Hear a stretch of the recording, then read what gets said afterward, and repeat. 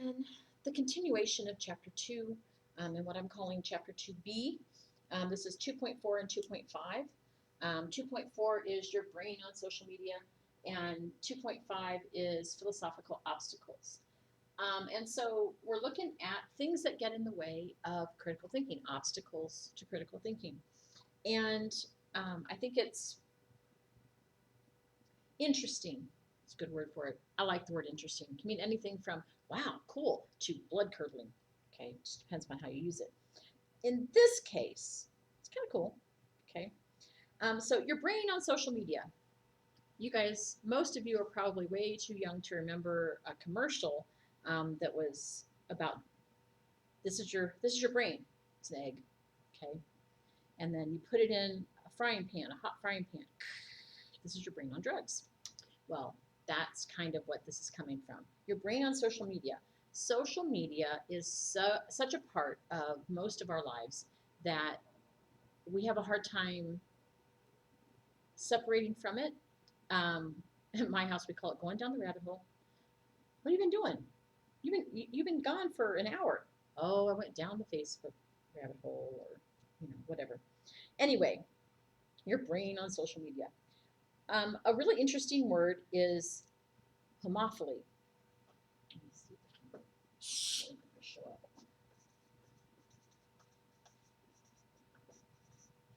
Basically, it just means liking the same things your friends like. And on a kind of philosophical level, it's okay. He's using it in a more specific, you like, the button, what your friends like. And that can be problematic if you don't think about it first. Remember, if you don't consider these beliefs, they're not really yours. Okay, so, and there are ways that can mess with your head, and we're going to work through those. So, social media is very well known for what is called the near exposure effect.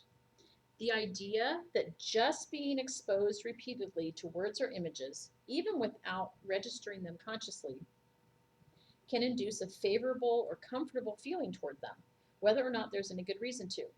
Okay, the University of Michigan and Michigan State University did this experiment with their, and this had to be years ago because I don't think we read student newspapers much anymore. But anyway, in the student newspaper, every week for weeks, they would have a few little words down at the bottom of the first page.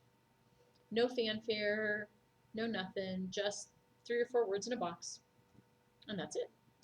Well, so they did this for a number of weeks, and then they did a survey with students asking them if they thought these words and the words that had been shown to them were in amongst these, if these words were positive or negative. They were not English words, okay? I think they used Turkish words. Yeah, Turkish words. Anyway, they were doing this, and nearly everybody who responded, like some ungodly number, like 97% of the folks who responded to this chose the words that had been at the bottom of the paper as familiar or positive or comfortable. They had no idea what they meant or why they were choosing them. Interesting, huh? It works without our conscious awareness. Sometimes they've done experiments where people are doing these battery of tests and such, and they flash not long enough for you to read it, but long enough for your brain to perceive it. So it's a little flash of this word, and then you go on. And then later they ask about the word, and you're like, oh yeah, I've seen that before. Da, da, da, da. Okay. There's also something called the illusion of truth effect. Repetition equals truth, a phenomenon in which you come to believe that a false claim is actually true simply because it is familiar. The more often you hear a lie stated as truth, you're going to start to believe it is true. Happens to everybody. Oh, the children are here. Okay. There's also something called the false consensus effect, the tendency to overestimate the degree to which other people share our opinions, attitudes, and preferences. We like for people that we like or we admire to like the same things that we do. Okay? So when somebody tells me about this awesome book that they read, and I'm like, oh, cool. I read a lot, book. And I go get this book and it's awful. Like, not just the content, but the style and everything is just kind of like, I'm very disappointed because I wanted to like what they like, right? It can make us pig-headed because we already believe we're right. Okay, we think everybody knows X. Well, that's not true in any case. Everybody knows that you shouldn't do da da da. Nope. Nope. Nope. Nope. This is probably my favorite thing in this chapter. On the positive side, it's not really positive. Anyway, it's called the Dunning-Kruger effect, the phenomenon of being ignorant of how ignorant we are. We are. Okay? Again, back to Tom Nichols. He says, the dumber you are, the more confident you are that you're not actually dumb. Joey on Friends. Okay? David Dunning, it says it's a tendency to overestimate their competence by a long shot. Now, we all have done this before. We think, walk into a test, we think we're ready, we're going to do well, it's wonderful, I'm going to get an A, and you go through 4 pages before you can answer a question. Yikes. Happened to me once.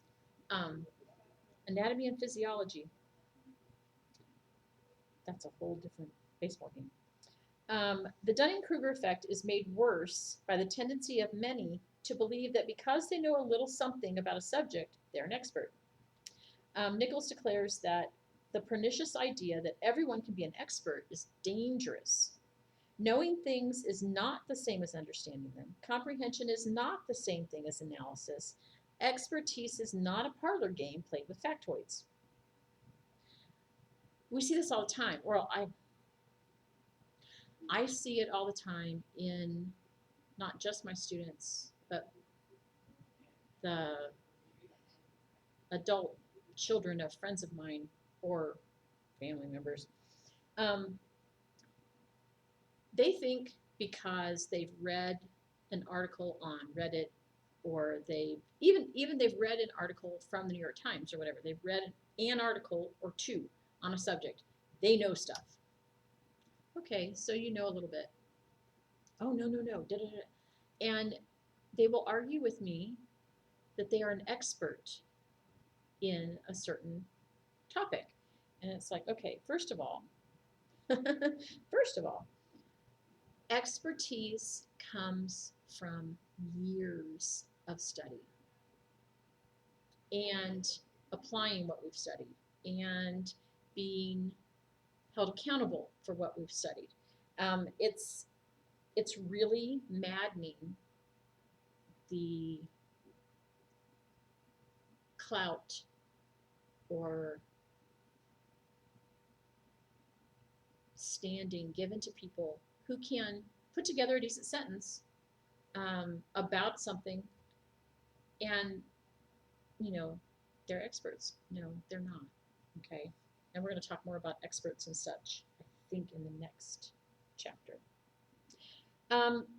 So, Dunning-Kruger effect. Be careful to pause and really see what you think you know, and remember that confidence is not the same thing as knowledge. Yeah, I tell my students in critical thinking and in my English writing classes and things, you're a student, you are not an expert really on anything. And that's not a put down. It's really not a put down. It's a statement of fact that you need to hold on to. I'm not an expert in X or Y or Z, but I'm trying to learn how to do this. And so be open to instruction, be teachable, be humble, that kind of stuff. And that's makes the Dunning-Kruger effect a little less a little less. The last thing in this section is something on the further thought box called the backfire effect. And I'm not sure that, anyway, I'm not sure that it's a better thing now than it used to be. The backfire effect. We used to think that the facts were ineffective at helping people overcome their own mistaken beliefs, okay?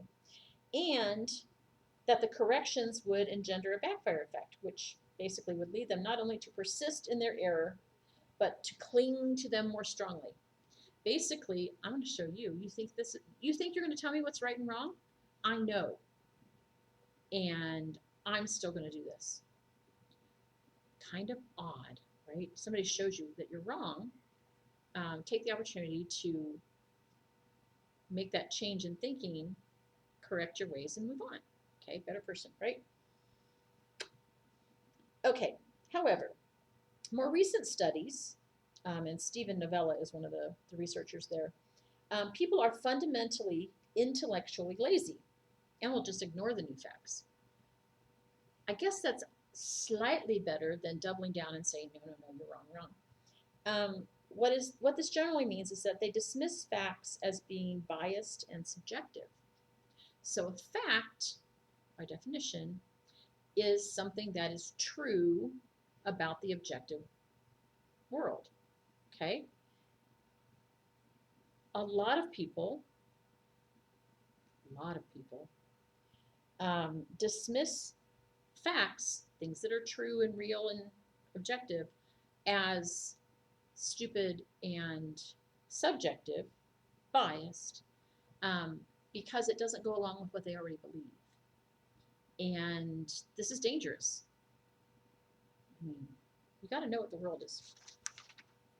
Okay, last section, 2.5, philosophical obstacles. Now, I want you to understand deep in your bones that this section is all about things you should not do. These are obstacles to critical thinking. These are not true, okay? Subjective relativism. It's the idea that truth depends upon what someone believes. It's also called the subjectivist fallacy. A fallacy, of course, is an error in reasoning. So this is not a good thing. This view says that truth depends not on the way things are, but solely on what someone believes. Truth, in other words, is relative to persons. Now, we have all seen this, we have all said this, we have all done this. We need to knock it off, okay? Saying that something is my truth, but not your truth. It's your truth, but not my truth. No. Change that word truth to opinion, and you're correct. You can have your opinion about a lot of things. I can have my opinion about a lot of things. They don't have to match up. But a fact, the truth, is 100% real and accurate all the time. Doesn't change just because there's a new person in the room, okay? However, we use critical thinking to find out whether a statement is true or false, objectively true or false. Objective truth is about the world, about the way the world is, regardless of what we may believe about it. The other part of this is it's self-defeating, okay? What's the other thing? It's self-defeating. Its truth implies its falsity. If we say all truth is relative, so is that one, right? So that's false. The whole thing is false. Stop it. Okay. Another aspect of this is social relativism. That, okay, so if subjective relativism is true, okay, we make the truth by believing it, okay, then we're infallible. If we believe something, it's true. No. Well, hopefully what we believe is true, but we can't make something true just by believing in it, or we would be infallible.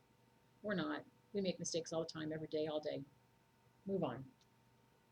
Okay, so the other side of this, or another piece of this, is social relativism. Truth is relative to societies. So it's attractive to many because it seems to imply or promote an admirable egalitarianism, the notion that the beliefs of different societies are all equal. It has the same problems as subjective relativism because it says societies are infallible. It says that this truth is relative. Well, then all truth is relative, and it's not true or possible. So, an example, social relativism. So, is it okay, good to, I don't know, put millions of people in gas chambers and death camps because you don't like their religion? I think most of us would say, no, the Holocaust was wrong, and we need to be careful to not let history repeat itself. Okay, skepticism, philosophical skepticism, so specific here. Knowledge requires certainty. If we're to know anything, we must be certain of it. This means that our knowledge isn't knowledge unless it's beyond any possibility of a doubt. Sounds wonderful. Doesn't work. Okay. Even our degree of certainty in a criminal case, in a murder case, is reasonable doubt. Okay, reasonable people would find this credible. Used to have to define that further for my middle school students, especially the boys. No offense, but they go through a bit of a rewiring. Yeah, about 7th grade. You wake up one day and things that you knew are just gone. But anyway, it's reasonable behavior, reasonable doubt, and they. But Miss Dolan, I don't know what it is to be reasonable. 7th grade boy. I say, okay, if your grandma would agree with what you're doing, it's probably reasonable. Oh. It helped. I hope it helps you a little bit too. It seems, though, that our knowledge does not require certainty. We know things not because they are beyond all possible doubt, but because they are beyond all reasonable doubt. Things like, I woke up this morning. It's probably true. I'm awake, unless this is a big dream. I hope not. All these videos I'm doing today, I hope it's not a dream. But things like that, okay? Do we know we're awake? Yeah. Do we know, my shoes are black? I'm hungry. Those kinds of things we know. Can we be absolutely certain? Well, absolutely no.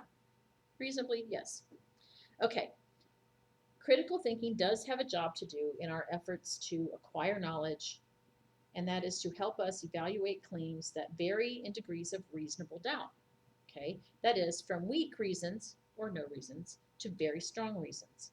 And we need critical thinking in everything we do so that we can make good decisions, so that we can have a better life, our families can have better lives, all those kinds of things. So we have a lot of obstacles to critical thinking, but for each of these obstacles, there is a remedy. Okay? Most of the time, it's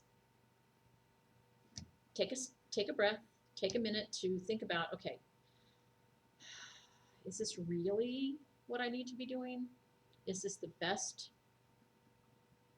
approach or steps or response that I can do? Okay. Check your reasons, check your evidence, make sure that things line up and that they add up. Okay. Again, if you have questions about the second half of the chapter, talk to me, send me an email. You know how it goes.